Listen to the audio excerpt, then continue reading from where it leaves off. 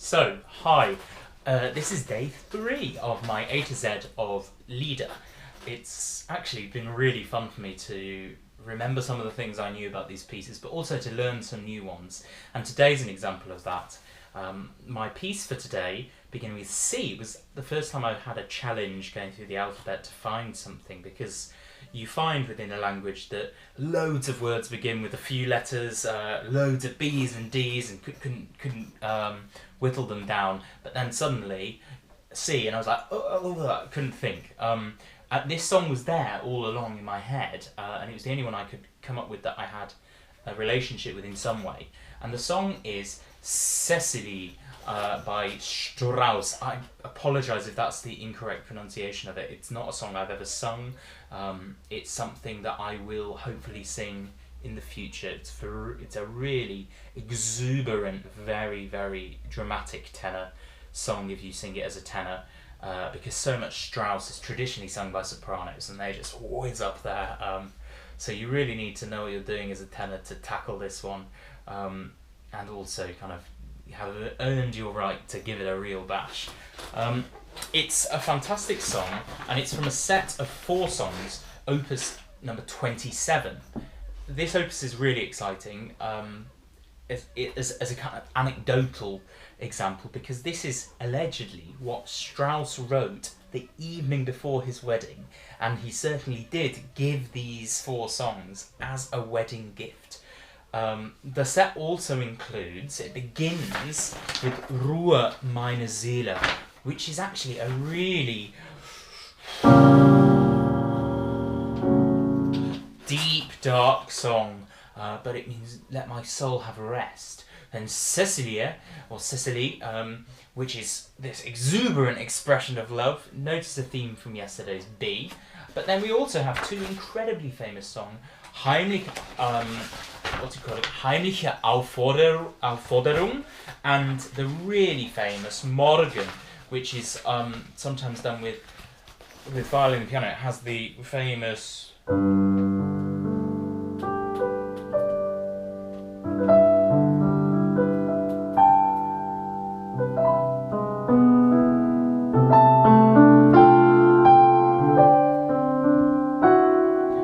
I wish I could play that properly. Absolute stunner of a song. But Cäcilie is certainly something that shows us Strauss as a composer probably better than anything. So Strauss himself, Richard Strauss that is, wrote over 200 songs, but for me they're really interesting because they're quite different from what I know of Strauss as an opera composer. If you think of his more cutting edge works like his opera Salome, that's something that really pushes the boundaries. And I find that for me, Strauss songs, they are really incredible and inventive, but they're quite schmaltzy. And I wonder whether maybe that's his place where, instead of big orchestral, he actually allows himself to really just engage and enjoy the keyboard. And it's a bit of a guilty pleasure for him, perhaps. And he's written some really beautiful songs. Some songs much more modern than others, all of them have in common that they're very demanding. Even from his earliest opuses, we have lots of high notes, lots of very broad lines that you could imagine them being orchestral songs, and in fact many of them were orchestrated by Strauss and later by other people to be performed with orchestra, and that's a lot of noise. So it's a very different world to our Beethoven and our Schubert, and we're gonna pop over to the piano and I'm gonna show you how it's different. So here we are at the piano again, and today I'm going to talk to you about Strauss's use of harmony. Now, with Beethoven and Schubert, they were both masters of harmony in their own right. However, the changes and the moods and the things they did with harmony existed within a much tighter framework at the time, but also were much more subtle, not at the time that they were written, but to our ear nowadays. Whereas Richard Strauss is someone who's writing around the turn of the century and well into it, and was very well known as one of the most popular and one of the most radical early modern composers experimenting with things. As I've said, I think his songs are this place where he just really indulges in the the schmaltz. I'm using the word. And this song really has that, but there's a lot of detail as well. And so what I'm going to do is talk to you about how Strauss uses harmony to kind of interpret emotionally what's going on. In my opinion, of course, it's not a massively academic study. It's really just looking at what's on the page and kind of what it makes me think when I read the poem. Again, I've attached the link for a performance, one by a male, one by a female. I think I'm going to choose René Fleming and Jonas Kaufmann. So two really fantastic singers, and there'll also be a text. And I really recommend with this one you read it and also think of Strauss the evening before his wedding. If you did write it then, it's quite amazing. There's a lot of tension in it. So we start with a big major chorus, E major, but in order to make it more tense, Strauss already creates a place where we need to move from, because he gives us, we've got this third note of the scale, G sharp, right at the top, and that, because it's not the tonic, not the main note, E, it makes us feel like we want to go down to the tonic, down, which he does. So we have this big flourish, and this is a kind of semi-reduced piano version. So you have then into G, chromatic, and back to E major, and we've got that same voicing but down the octave. So we go from, and so in that introduction, Strauss is showing us some important things. Firstly, this melody,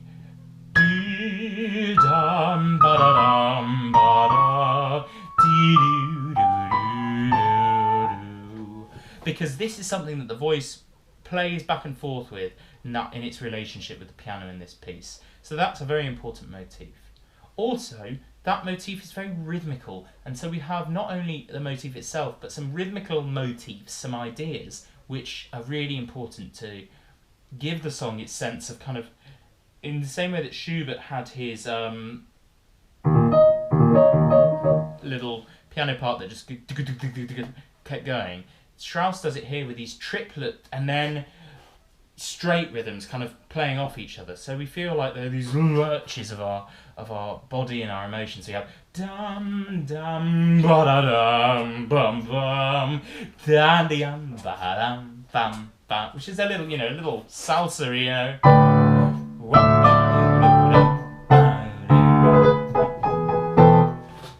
that sort of there's a real rhythmic intensity. Harmonically, we have our tonic, and we have a half diminished chord. So this is quite a complex chord.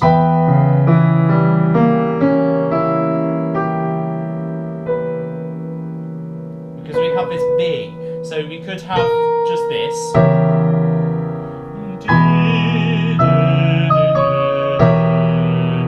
But that's not got that romantic feeling, that's quite dark, and so he gives us that half diminished, which means one note is still raised, and we get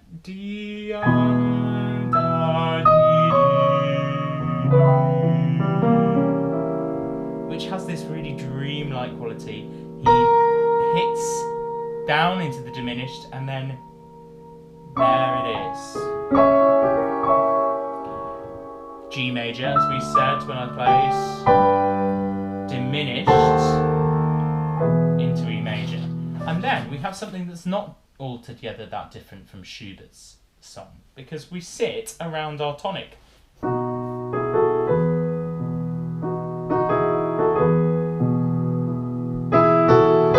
Another diminished chord, so something that destabilizes. A diminished chord is just all of the intervals made small. So we stack our intervals up in thirds, and they're all small thirds, minor thirds.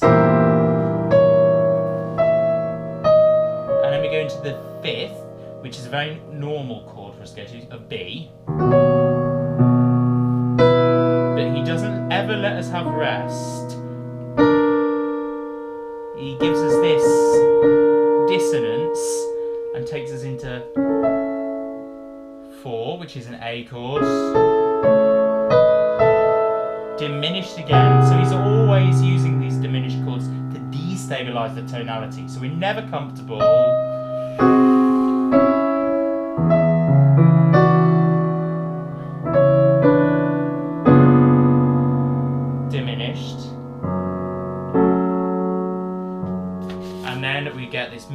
beautiful moment on our page turn suddenly. And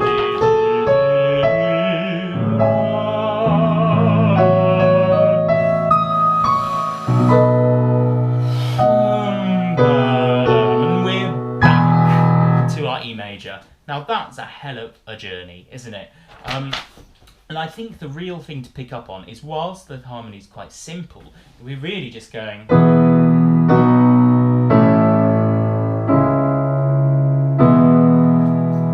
in a way, but he takes us to all of these transitional chords as well. And the diminished chord has a real function of meaning that we can go in lots of different directions. And I think that pairs with this feeling in the text. If it's all in the conditional tense, I think is the right thing. That it's what could be. If you knew, then this would be this, and this would be that. And so actually, everything, all of these, this lack of stability, lack of certainty, I think gives the song a lot of its flavour, which when you pair it with these driving rhythms, da-da-da-dum-dum-dum, and on the piano we have going almost all the time. It gives us this sort of, we're trying to push ourselves towards a conclusion. So we have that beautiful, which has got Puccini, La Bohème written all over it.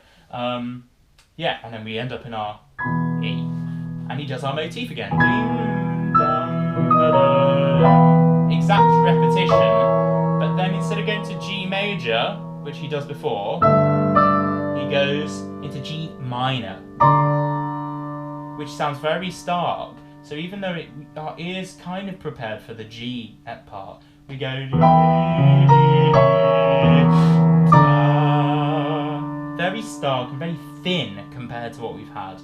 And that's on the middle verse, where he speaks about the sorrow that love brings. So that's quite a stark. And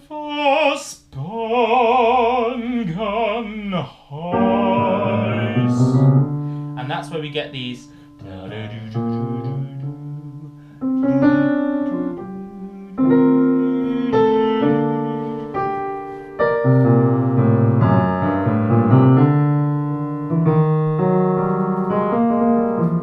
We get these chromatic lines then, just running through, and you can imagine this being orchestral in his mind, and when it is in the orchestra it's jumping between different parts, and it's this uncertainty again. Uncertainty, searching, people often refer to with chromatics, and it's just, as in a different world altogether, and we're longing for that melodic thing that he's just teased us with our motif.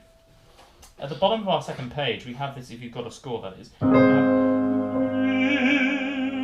and trust that Bildern das die Konfider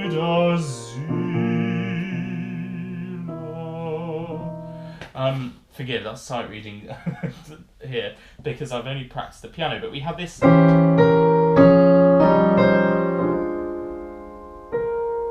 And any Wagner fans, I know that from Lohengrin, from performing in it, we have these chromatic things. So again, we're moving from one chromatic chord to another, to another, to another.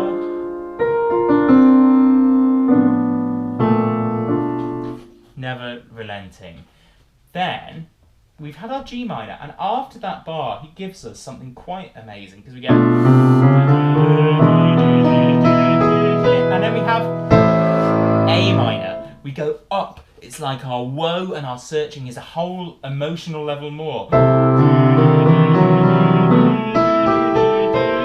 Then we get A major, A minor 7.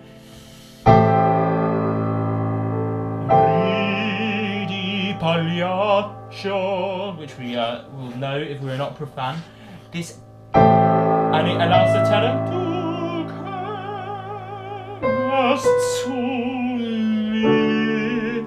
What happened? We're back in a major key, and he takes us, adds the 7, and suddenly we're back with our motif. But now we are in G major, so we've gone from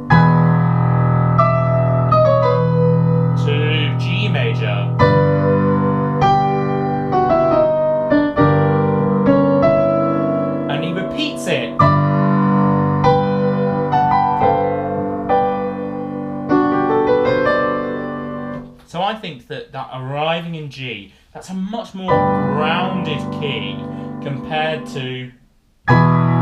She's very bright, but it's also quite tense because we're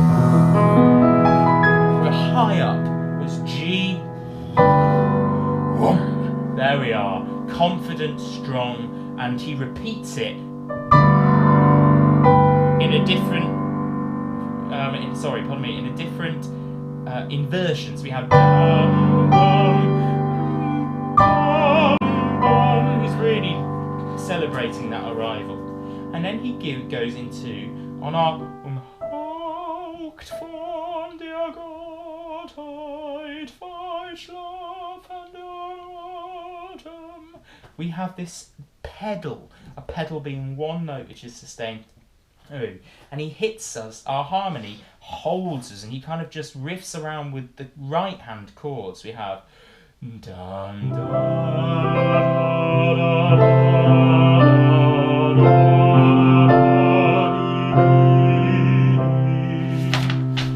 Then he gives us a major seventh by going down in the bass, which is an unusual chord.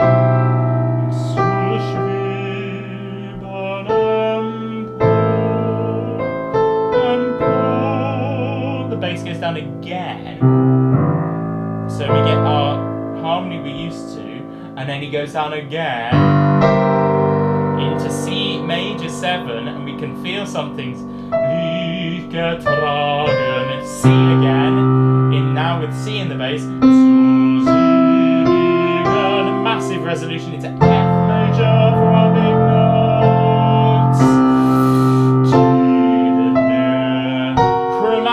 And we're back. Quite an amazing chord, but and celebrating, releasing some of that tension again.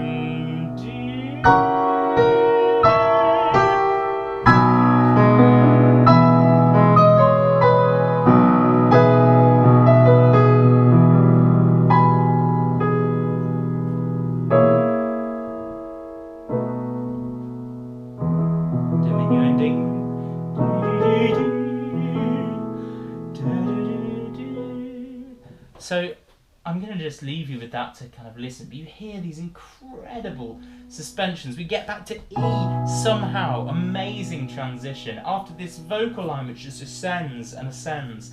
And what's really clever is his dissension in the bass is what creates that. It's a bit, almost like musical theatre. He has we're stuck on C, C, C, still there.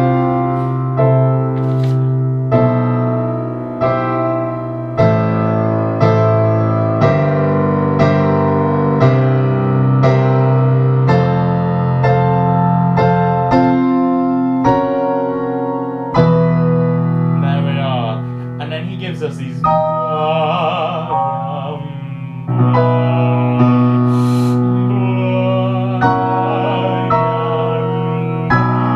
and then it cools off as we go down.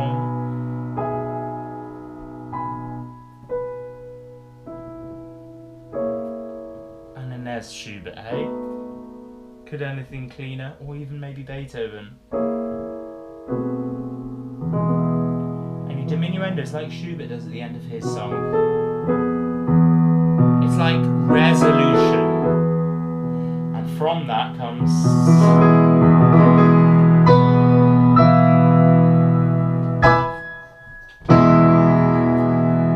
joy. I think that's an incredible song, and you see how harmony is what Strauss is using to tell us his story. It tells us where the tensions lie, it tells us when the release is, it tells us when the journey goes somewhere unusual, it tells us when we're feeling something fearful, it gives us an emotional dictionary of colours. And yeah, I think it's a fantastic song. Strauss is a composer who's been very special to me because I used to sing buckets at college because there was a prize there, which I competed in a couple of times. And learn a load of his songs, which I loved doing. And whilst Cäcilie is one of those songs that people associate with what Strauss Lieder is, and it's kind of big, exuberant thing, I actually think when you look on this level, you see why other Strauss Lieder is worth having a look at. The stuff that's more subtle, because when something's slower, we get to see what he's playing at, and for an audience, that's just great. There's so much to communicate. His piano parts are just a joy to hear, and the people that play them well seem to love playing it. Yeah, so that's day C. D, day 4, is actually going to be day 4 and day 5. I'm going to do a two-parter on a very special piece to me and a very famous piece. You can probably guess if you're a leader head. If not, you'll have to tune in then. Thank you so much for watching. Bye.